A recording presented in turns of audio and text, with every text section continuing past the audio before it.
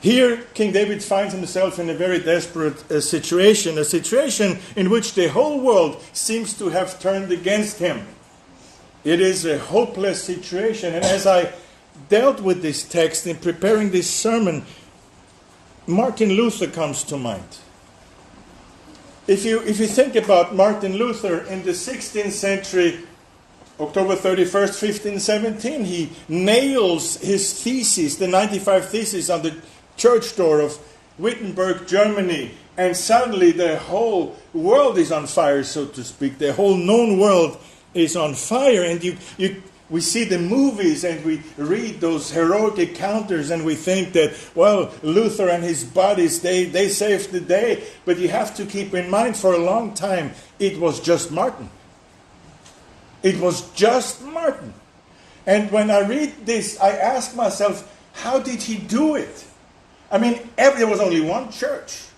And that was the Roman Catholic Church, so to say. And everybody in this church, of whom everybody was afraid, because it was the only church, they had a direct line to God, as it were. And everybody in this church and around Luther said, Martin, you have to stop. The devil's riding you. And he's riding you hard. You're going to go to eternal condemnation. You leading the whole nation into condemnation. You're leading us all to hell. And keep in mind, young people, Luther could not go on the internet and see who else believes what he believes. He had not a whole lot of books that he could look up where people would encourage him, or systems or social media that gives him likes and thumbs up and all of that. He was alone. It was Luther against the world. And I know we as preachers sometimes we feel quite heroic because we preach the truth, and in light of all the enmity in this world, but what we do is a Sunday school picnic compared to what Luther had, because if I'm discouraged, I have 10 people who I can call who will encourage me. I have books I can go to, like to good friends, and they will encourage me. Yes, it's right what you're doing, but Luther has nothing. So the question is, how did Luther do it? It was Luther against the world, maybe even the world invisible. Don't you think he sometimes asked himself, what if I'm wrong? I mean, the implications of this thought alone are almost unbearable, are they not?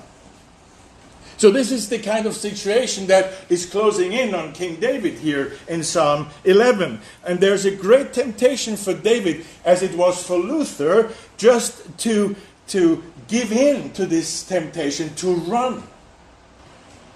And in this, I hate to say that David's advisors are just like many in the Church of Jesus Christ today. The pessimists, those who keep constantly demoralizing the Church of the Lord Jesus Christ.